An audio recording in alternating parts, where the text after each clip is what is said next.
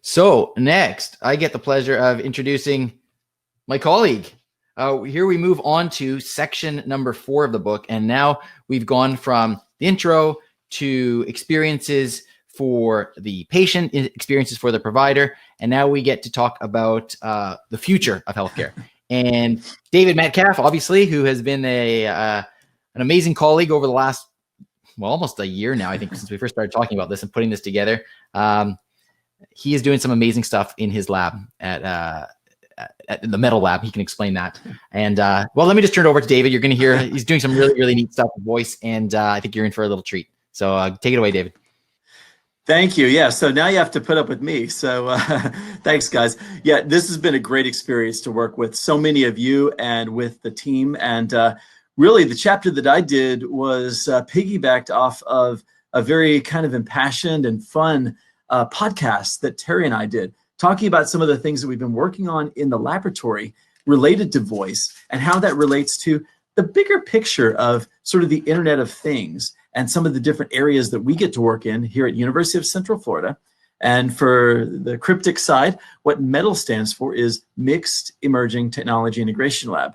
So that's part of why I was intrigued to try and kick off the future, but I will tell you some of the chapters upcoming too in that section really just went far and beyond even my thinking on some of this area too and what we're doing in our little laboratory at University of Central Florida. But I wanted to share with you a few of the examples of some of the things that we're getting to work with and play with on a regular basis too. And some of it starts with a long history of doing things in voice, all the way back to kind of Stuart for you, the Microsoft era, and some of the SALT and VXML a long time ago, even on traditional phone lines, and how we transition that into storytelling, scenario building, and using voice across a number of different enterprise areas and groups too. So one of the things that we talked about first was just this notion that we move across industry, academia, health, as well as some of the military. Most people don't realize that the military, even just in our little research park, spends over $2 billion a year in military medical research too. And that's not even just across the US space or the globe. So there's a very compelling part to how R&D happens that is going to advance the state of the art across the whole spectrum of voice, enablement of these various industries, and the Internet of Things. And if you think about the voice enablement that we have on a regular basis, we have access to things like thinking about vehicles too, thinking about cars and what that future might look like too. Those are some of the things we get to do with we have a small fleet of Teslas, and they have voice enablement too. And most cars are having this capability now, whether it's through Apple Play or others too. And getting to experience that and kind of work within that too has been a really important part of what we've been doing and how we've been working with some of these areas of vehicles too. So I'm just going to turn and show a little bit of that as well too. So here's one of those Teslas in our fleet that has autonomous features as well as connected vehicle features and voice enablement too. One of the things that I first saw from our colleagues at University of Miami was a car that it would have a sensor on a wrist worn, again, a wearable, and it would be able to detect your heart rate. And if it saw that there was a problem, that it would actually pull over and dial 911. Now it could just drive you right to the emergency room too. So the features of voice within the Internet of Things is really changing the dynamics too. The voice enablement to do things like be able to have access to a virtual pilot too, and have that pilot, which is a hologram, sit right beside you and be able to talk to them back and forth, are some of the things that we've been able to explore with companies like Boeing too, so that you train all the way to mastery with these holograms that have voice enablement. So it feels like a very natural connection to these other groups. And we've also had the privilege of working closely with a number of different groups too. One of those is a group of nonprofit and for-profit partners from WIT, the Wellness Home Built on Innovation and Technology.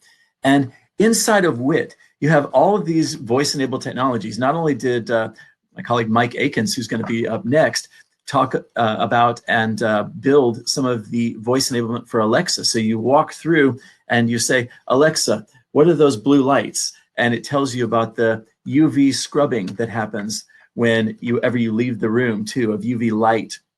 to eliminate all of the bacteria and viruses like coronavirus too. So the use of things like violet defense, but having that audio-driven tour, a docent, if you will, to go through and explain something could also be how you explain to your patients what's going on with them too, and gives them that nice warmth to that too.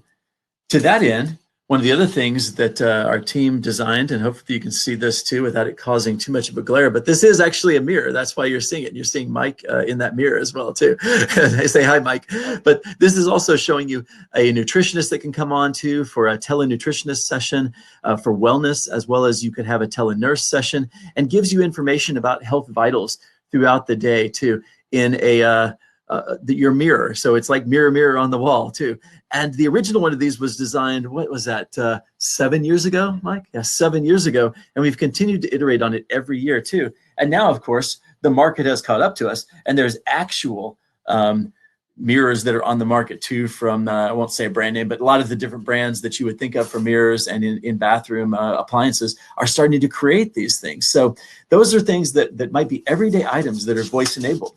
Other everyday items that are voice enabled are things like something that looks just like a regular watch, but this particular watch has the Martian OS, and the Martian OS actually has both Alexa and Siri in it too. So you kind of have both. It's your future Dick Tracy watch with guest branding and styling on that too. So that's what you're seeing there. To anything else like Medic Alert that has voice enablement too. Doesn't look like Medic Alert too, or a piece of jewelry that you pull your earbuds out and you've got full access to whatever you're going to be working in. Those are the types of things that are really empowering to the provider and empowering to that next generation of patients too, and patient care. So we're trying to look at some of those more future-oriented things. We even look back to the past at the stethoscope that you can record every heart sound, Bluetooth, send it to your mobile device, or send it to a colleague for a second opinion. And this starts to enable a collaborative and community spirit to all of this as well. These are the types of things that we're kind of showing on our little speed tour here too. I thought I'd bring visual aids since we have video as well too for some of these different areas. I'm really disappointed, I will say, that you guys did not get to come into this incredible area that Teri Pappas and his team have designed at the Intelligent Hospital and the Intelligent Health Pavilion too, where we would love to have seen you guys and greet you. So this is the next best thing to that too. But just to give you an idea, this is a simulated hospital. This is the book for it that Teri and his team put together in 4 days to show the full interoperability, the full audio tours with both human audio and as well as Alexa or other voice enablement too, to guide you through step by step of this tour across multiple wards of a simulated hospital over the course of the 3 or 4 days of him. So you can look forward to that for next year for those of you that are going to come too, and you can see some of the sponsors of this too, of Harry's Intelligent Health Association and the pavilion that they put together too. We were going to unveil and sneak preview a new version from University of Florida's Cancer Center, which is housed at the Orlando Health here in Orlando. They were going to bring in a new social companion robot that is voice or Alexa enabled too. So I'll show this here too for a second. Just have my quick visual aid there too from my inbox that Mike just sent. So thanks, Mike. We're doing some of this in real time. And this is a Timmy robot that has custom programming in it too, to give you voice enablement, to be able to access their electronic health records too from within their clinical setting. So if you think about the Betty robot, which we call her, to be able to be a greeter, but not just a greeter, to make you feel this sense of warmth too. And inside of some of the work that we've done in the past too, we not only have this ability to have Betty speak to you in that environment, but also to be able to kind of guide you through either in real form or hologram form, step by step, some of the things that you'll need to do to check in. So that's what you're seeing here with the holographic older version of Betty. And she starts telling you a little joke, and you can see her either in real form, a 3D printed version, or in the hologram form. And she tells you a little joke, gets you warmed up, and then starts asking your social and distress screening questions, which go directly into your electronic health record. And there's some science out of JAMA that actually shows that people will respond more truthfully about things that are in social and distress screening, like your past sexual history, maybe sexual abuse or drug use history. The robot or the computer won't judge you.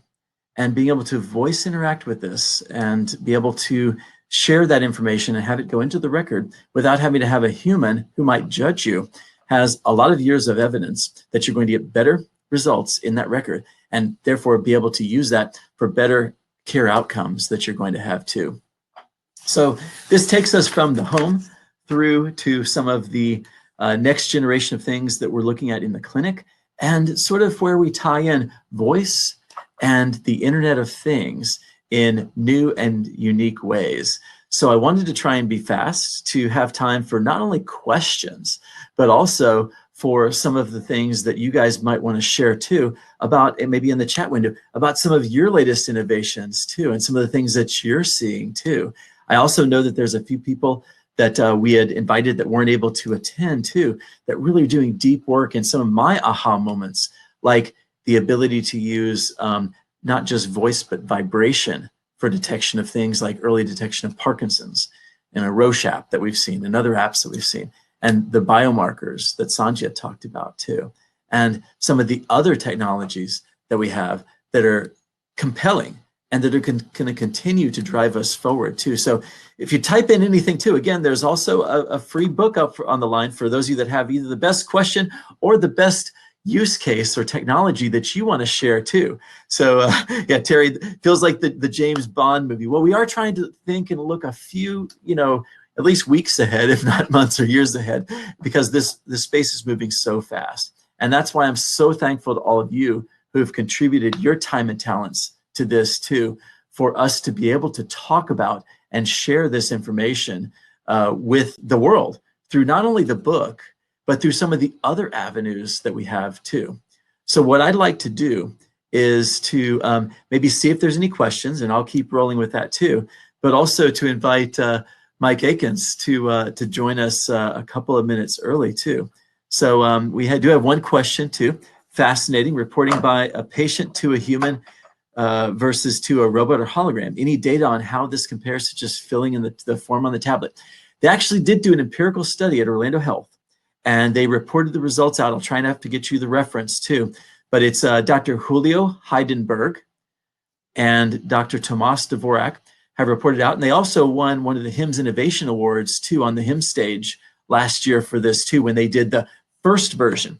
We were going to reveal the Betty 2.0 to you this year as well too. So there's actually some evidence of this within HIMSS too, of those outcomes and where you might look there too. So it's a great question, and there actually is some feedback on that too. The short story was that the patients actually did like interacting with the robot better, especially when you think about having to tell a nurse you don't know about something sensitive about past drug use or sexual history or abuse or things like that too, that are one of the harder parts of a discussion with someone new. If you're just coming into a cancer ward and haven't really met with them, and you're already nervous about the fact whether you do or don't have cancer and getting or even start of treatment. Those are things that again, years of JAMA data as well too, that you can look up to on people's not wanting to be judged by their healthcare workers and physicians too. As far as do humans report more truthfully and completely the robot than on the form, they do report more completely and more truthfully to the robot, especially after the robot tells you this little joke, which is a little corny little joke, but it kind of is an icebreaker too. And they found that made a difference as well too in trusting this machine that has these cutesy Animoji type of facial expressions too. Any chance that the interrogation bot is too perceptive? Well, the thing is, right now they don't have an emotive area too. So that's a really good question. I think there's still a lot of research to be done there too. And that's something to consider. The ethical point of view is that they are meeting all of their HIPAA standards with this too, and they're only doing this when they're in ambient sound range of an enclosed space. They're not trying to do it out in the waiting room too. So that was another thing that we had to work out logistics. That's why Betty is on wheels and can move between the various places that you might want to have different types of entertainment in the waiting room and education in the waiting room versus we're going to get into clinical information or sharing some of that clinical information. And yes, I will try and find some of those studies when I can be a little more offline and report those back to you, Amy, too. Great questions, too. So how does this make things easier for the aging population? I see them struggling so much with the tablets in the waiting room. Has this been measured? We have not measured, or to my knowledge, we have not measured against a broad enough sampling to see, let's say, younger or middle-aged patients versus older patients, or even young seniors versus older seniors in this cancer ward too. So that is something that could be an area of further study that I don't believe the fine doctors at Orlando Health's University of Florida Cancer Center have done at this point. But I'm going to make a note of that and ask them about that too. So I think that that's a really good area for potential future study as well too, because you're right. They do seem to respond well to just being able to talk to something or say something. And if it says the wrong thing, they actually think it's kind of funny too. They're not as annoyed about it as if you said something to a real human and the human didn't respond correctly too. So we do have some anecdotals on that too.